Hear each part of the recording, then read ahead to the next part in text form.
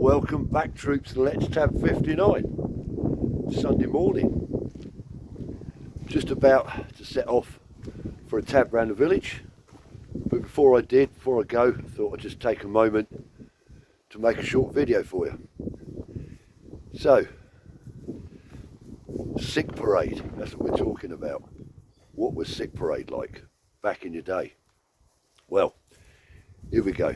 I left the army in 2015, so nearly 9 years ago. 9 years this May the 11th, 2015. I left the army, and of course I had to then register with a civilian doctor, a GP. So I went down and done that, no problem, and touch wood, I haven't had to go and see the doctor. So I reapplied last year to renew my firearms certificate and shotgun certificate. And there's a new ruling out now that you have to have medical screening. So the police give you a form which you pass to your GP, and they go through your medical records and make sure that there's nothing untoward on those medical records, that make sure that you're fit to hold firearms and shotguns. So I sent the form in to the doctor, and it came back very promptly, and the GP said, look, don't even know who you are. You've not been to us, and we've got no medical history for you.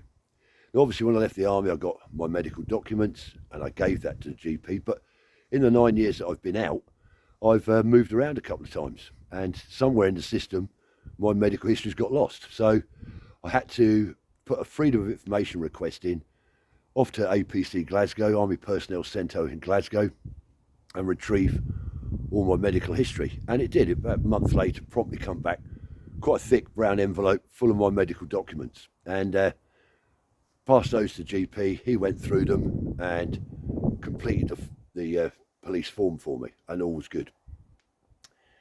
Well, before I sent them all off, I had a little look through them myself, just to see what was on there, because I couldn't remember.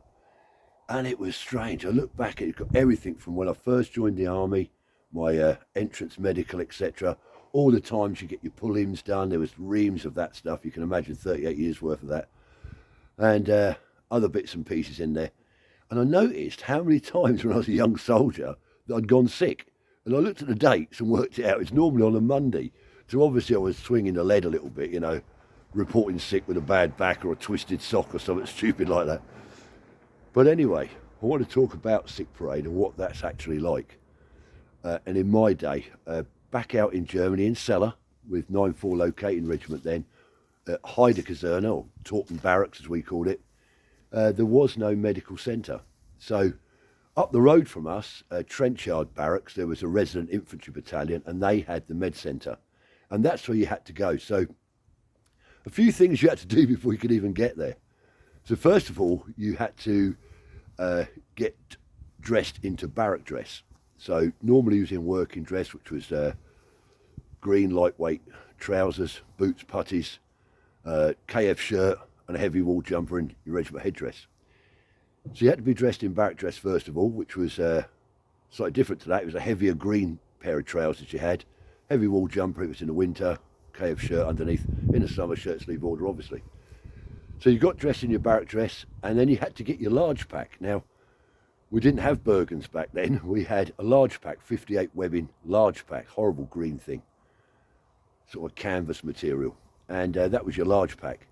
And in there you had to put certain items. I can't remember them all, but it's things like washing shaving kit, a towel, clean underwear, socks. I think you had to have like pyjamas or something as well, if I remember rightly, and a pair of flip-flops or training shoes or something as well.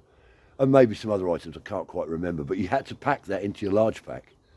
Present yourself at the guard room to the provost sergeant, who would obviously make sure you were dressed correctly, take your details down, and then he'd check your large pack to make sure you'd got the correct items in there. If you didn't, back upstairs, back up the block, and sort yourself out and get back down.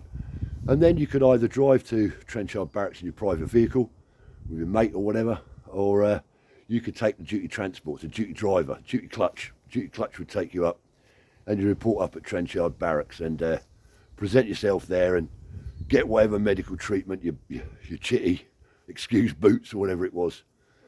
But I just wondered if any of you guys out there have got any memories of sick parade at your unit and what that was like. I mean, it was a bit of a rigmarole just to go sick, but thought I'd share that one with you anyway. So, going off now, quick one around the village. Be a short one today, I'm still got the man flu. About 4 miles to clear my head. Try and get this nose cleared out a bit. And till the next time, guys. Thanks for tuning in. Subscribe if you can. Give us a thumbs up if you can. Keep the comments coming. Remember, let's tap.